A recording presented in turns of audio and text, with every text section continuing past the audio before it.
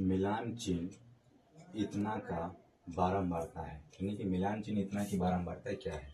ये जो मिलान चिन्ह दिया गया है ये हम लोग पिछली क्लास में देखे भी थे और इस क्लास में भी था कि इसमें काउंट कैसे किया जाता है। जैसे कि यहाँ पर ये एक सीधी लाइन 1 2 3 4 4 और एक ये तिरछी लाइन है तो 5 हो गया। फिर आगे 6 7 8 9, यानी इसकी मिलान चिन्ह जो है ये 9 है। कैसे? अगर हमको एक लिखना है मिलान चिन्ह 1 तो इसका एक गो डंडी होता है। उसी प्रकार 2 लिखना है तो इसका 2 गो डंडी हुआ। 3 लिखना है तो इसकी 1 2 3 डंडी खींची। फिर 4 लिखना है तो 1 2 3 4, और हमको 5 लिखना है तो 1 2 3 4 और एक तिरछी देना है, ये 5 हुआ।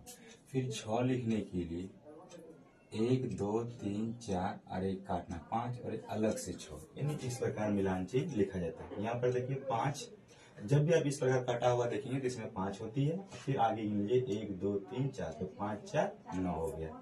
ये इंपॉर्टेंट क्वेश्चन है, एग्जाम में पूछा जाता है, एक तो आएगा।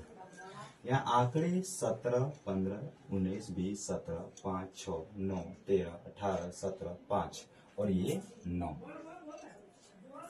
6 19 में 17 की बारंबारता है 17, यानी कि ये 17 जो है ये इसकी बारंबारता पूछता है। तो 17 इसमें यहाँ से लेकर के यहाँ तक इसको नहीं गिनना है।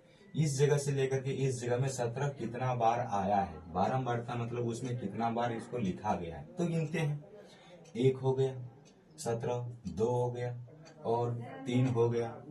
3 है, इसको नहीं गिन लेना, 3 ही होती, 1 2 3 है। ये तो 17 इस बाद में पूछा कि इतना की बारंबारता क्या है, में उसके अंदर में जो इतना 17 है, 17 को पूछा है कितना 17 आ गया 1 2 3, तो इसकी बारंबारता 3 हो जाएगी। बारंबारता यानी ये संख्या कितना बार उसमें लिखा गया है। आंकड़े इतना का परिसर है, परिसर बहुत ही आसान है। परिसर का सूत्र होता है परिसर बराबर उच्च मान माइनस निम्न मान, उच्च मान माइनस निम्न मान। अब देखिए उच्च मान यानी सबसे अधिक मान इसमें क्या है, हम लोग देखते हैं 25, 25 से बड़ा कोई है क्या, 25 ही है तो 25 हो गया। निम्न मान सबसे छोटा 20, 20 से छोटा कोई है क्या, 19, 19 18, 18 से छोटा 17, यानी कि सबसे छोटा हो गया 17। अब 25 में 17 घटाते कितना होता है 8, जो हमारा ऑप्शन नंबर 1 है। परिसर का सूत्र रखना है कि इनमें जो संख्या दिया गया है सबसे बड़ा वाला को खोजेंगे और बड़ा वाला का घटाना है किसको, सबसे छोटा वाला मान, तो सबसे छोटा वाला खोजेंगे। जैसे कि 17 दिया है तो 17, 25 में 17 गया 8, ये हमारा आंसर। वर्ग अंतराल 0 से 20 का वर्ग चिन्ह है। वर्ग चिन्ह एक होता है वर्ग माप, वर्ग माप अलग है। यहाँ पर वर्ग चिन्ह क्या होता है, जो संख्या हमको वर्ग अंतराल में दिया है उन दोनों के जोड़ के आधा कर देना है। तो 0 जोड़ 20 बटे 2, ये वर्ग चिन्ह निकलेगा। वर्ग चिन्ह का सूत्र होता है दोनों का जोड़ के आधा। तो 20 0 जोड़ेंगे 20 ही होता है, काट के कितना हो गया 10। प्रथम 5 अभाज्य संख्याओं का माध्य है, माध्य पूछा है। उसका प्रथम 5 अभाज्य संख्या, अभाज्य संख्या की बात करें कहां से शुरू होती है, शुरू होती है 2 से। प्रथम 5 तो पहले 2 लिखे, एक हो गया, उसके बाद दूसरा हो गया 3, तीसरा हो गया 5, फिर 7, 9 अभाज्य संख्या नहीं है क्योंकि 9 1 से कटता है, 3 से कटता है, 9 से कटता है, इसलिए 9 अभाज्य नहीं भाज्य हो गया। जो 1 से कटे और खुद से कटे वही अभाज्य संख्या होती है। प्रथम 5 को लिखना, 1 2 3 4 को हुआ तो 9 के बाद आगे 10 नहीं 11। अब इन संख्या को माध्य निकालने का सूत्र क्या है, सभी को जोड़ दो और जितना संख्या है उतना से भाग दे देना है।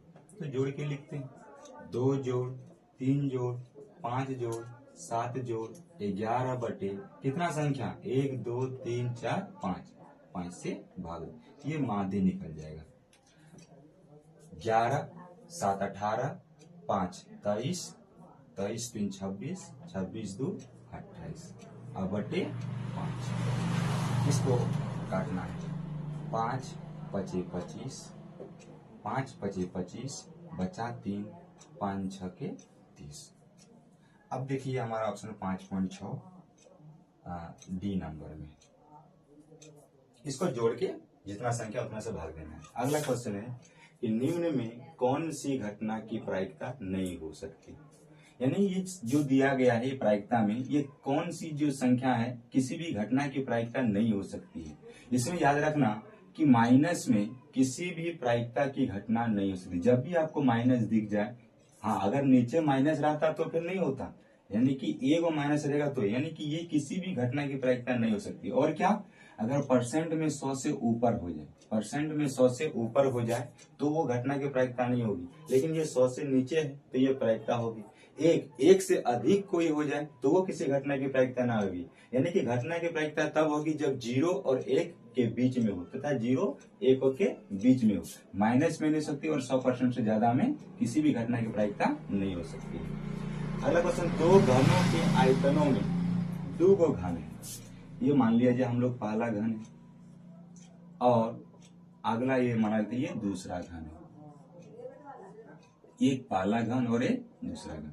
दो घनों के आयतनों में 1:17 है, यानी कि ये एक इसका आयतन है, इसका वॉल्यूम 1 है तो इसका वॉल्यूम 27 है अनुपात में।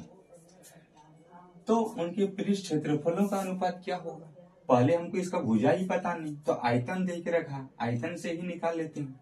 घन का आयतन क्या होता है, भुजा का क्यूब, भुजा का क्यूब, भुजा का क्यूब कितना दिया 1, इधर चढ़ा तो क्या चढ़ जाएगा घनमूल, ये कितना का निकलेगा 1, यानी कि इसका भुजा निकल गया हमारे पास 1। इसका भुजा निकालने का प्रयास करते हैं, भुजा का क्यूब ये भी आयतन 27, क्यूब काटा घनमूल चढ़ा, ये कितना का है 27, इसका होता है 3 तिया 9 तिया 27, 3 का, इसका भुजा निकल गया 3।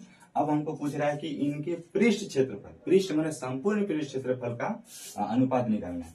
तो संपूर्ण पृष्ठ क्षेत्रफल, घन का संपूर्ण पृष्ठ क्षेत्रफल क्या होता है 6 a का स्क्वायर, यानी 6 भुजा का स्क्वायर, और इसका भी हो जाएगा 6 भुजा का स्क्वायर। अब देखिए इसका भुजा यानी कि a अलग है और इसका भुजा अलग है a, तो 6 इक्वल करते हैं, 6 से 6 कैंसिल हो जाता है, a का स्क्वायर a 1 है, 1 का स्क्वायर कितना हो जाएगा 1, इसका एक का मान कितना, यानी कि भुजा 3, 3 का स्क्वायर कितना होता है 9, यानी कि 1 और 9, तो इसी को हम लोग लिख सकते हैं 1:9, 1:9, ये हो जाएगा हमारा आंसर 1:9, ऑप्शन नंबर सी। अगला क्वेश्चन है, यदि किसी बेलन की त्रिज्या दोगुनी एवं ऊंचाई आधी कर दी जाए तो मूल बेलन तथा नए बेलन के आयतन का अनुपात होगा। यदि किसी बेलन, ये देखिए एक बेलन बना लिए,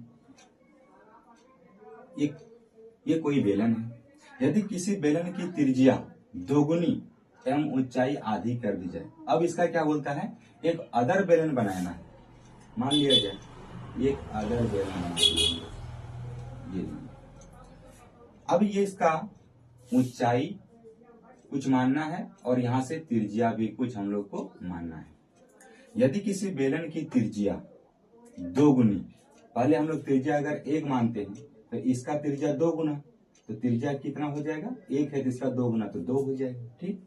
एवं ऊंचाई आधी कर दी जाए, ऊंचाई इसका 2 मानते हैं तो इसका ऊंचाई आधा 1 हो जाएगा। इसे छोटी छोटी नंबर लेकर के बना सकते हैं। एक बेलन था, उसकी त्रिज्या न दिया था ना ऊंचाई दिया था, हम लोग मान लिया त्रिज्या 1 ऊंचाई 2, बोलता है दूसरा बेलन जो है इस बेलन के हिसाब से त्रिज्या 2 गुना कर दो, तो 1 है त्रिज्या 2 गुना होगी, ऊंचाई आधा कर दो, 2 है तो ऊंचाई 1 कर दी, ठीक कर दे। तो मूल बेलन, ये था हमारा मूल बेलन तथा नया बेलन, ये वाला हो गया नया बेलन का आयतन का अनुपात होगा, आयतन दोनों का आयतन निकालना। अब देखिए यहाँ भी R1 इसको R1 करते हैं, R2 करते हैं, H1 करते हैं, H2, ताकि समझने में आसान हो। पहले क्या बोला है, मूल बेलन, आयतन, बेलन का आयतन होता है πr²h, बेलन का आयतन होता है πr²h। पहला बेलन मूल बेलन का R1 माने और H1 माने, दूसरा भी πr1 R2 का स्क्वायर इंटू H2। अब देखिए इनमें से पाई कैंसिल हो जाएगा, आर से आर कैंसिल नहीं करना, ये R1 है R2 है, H1 H2, R1 का स्क्वायर R1 एक का स्क्वायर गुना H1 2, R2 हमारे पास 2 है का स्क्वायर गुना H2 हमारे पास 1 है, एक का स्क्वायर करेंगे तो 1 होगा गुना 2 का स्क्वायर करेंगे 4 गुना 1 गुना 2 होता है, 4 गुना 1 4, कटेगा हाँ, 2 1 कम 2 और 2 दूना 4, यानी 1:2, 1:2। अब देखते हैं हमारा 1:2 ये वाला है।